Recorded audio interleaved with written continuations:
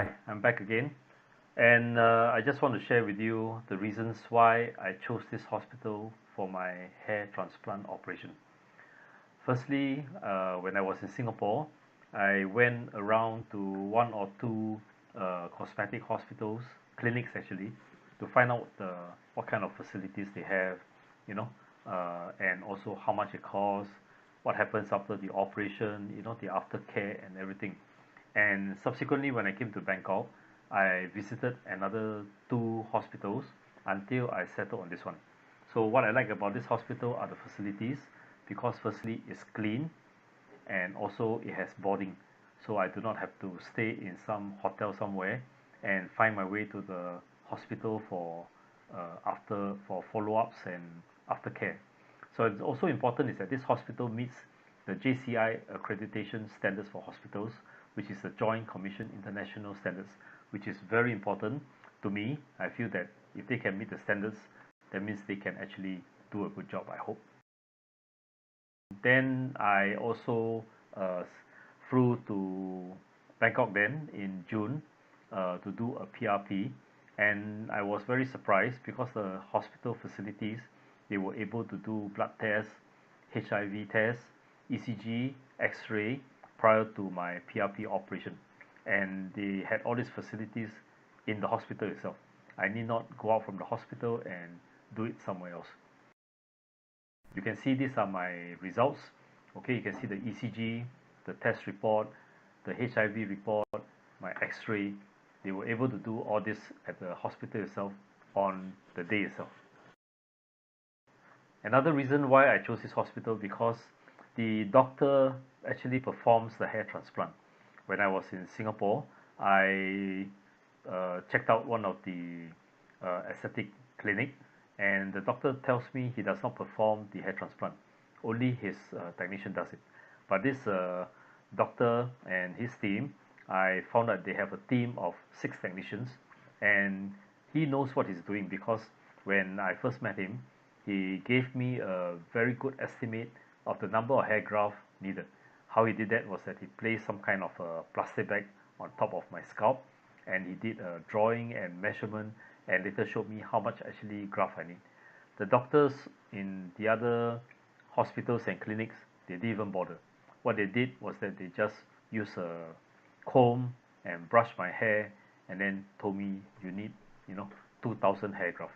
But clearly 2,000 hair grafts are not sufficient to cover my scalp. And the other reason why I like about this hospital is that the post-operation care was very good. The follow-up was also very good. The doctor was with me every day, and he has his team to do shampoo, all right, shampooing of my hair, and also a daily follow-up by the doctor. So aftercare instructions were also very clear, and the aftercare medication, which is very important, are all included in the after the operation. So this aftercare medication included antibiotics, painkiller, and also included depression pills, anti-depression pills, I don't know why, and also anti-vertigo medication, antiseptic wash, and shampoo and everything. And this was all part of the whole package. The next reason why I chose this hospital was also because I was not sure whether I'm going to feel very much pain. So when I was in this hospital, the initial pain, of course there was pain, and this was really very painful, and this was actually administering the anesthesia during the first part of the operation. But after a while, once the anesthesia kicks in, the scalp becomes numb, and throughout the whole 12 hours, the operation was pretty much painless. Right? I did not feel anything. It's only the discomfort of lying there and not being able to move for very much about 10 hours or so. So other than the numbness after the operation, other than the numbness on the back of my scalp, uh, I do not feel anything much. But other than after the operation, I felt that I'm wearing a cap a bit too small. This cap is just over my head, and I can feel that it's the tightness around the top of my scalp. Now, but after 3 weeks, after the operation, when I came back to Singapore, I was back to my normal activities. My hair was growing, and also I went back to my golf and I went to the gym, and I did things pretty much normal what I did before. And finally, of course, cost. In this whole operational costs included aftercare medication, shampoo, also antiseptic wash, uh, and all the medication and all the antiseptic gel and everything. It's definitely much cheaper than doing it in Singapore, and I'm glad that the cost was reasonable and the job was very well done.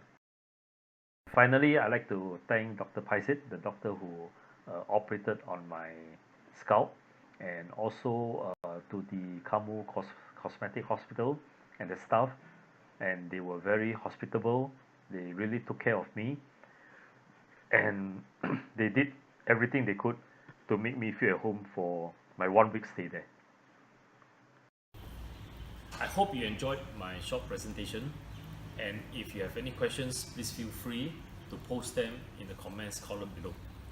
I will be glad to answer them, and I would like to convey my gratitude to Kamol Cosmetic Hospital and to Dr. Paisit for carrying out this successful operation.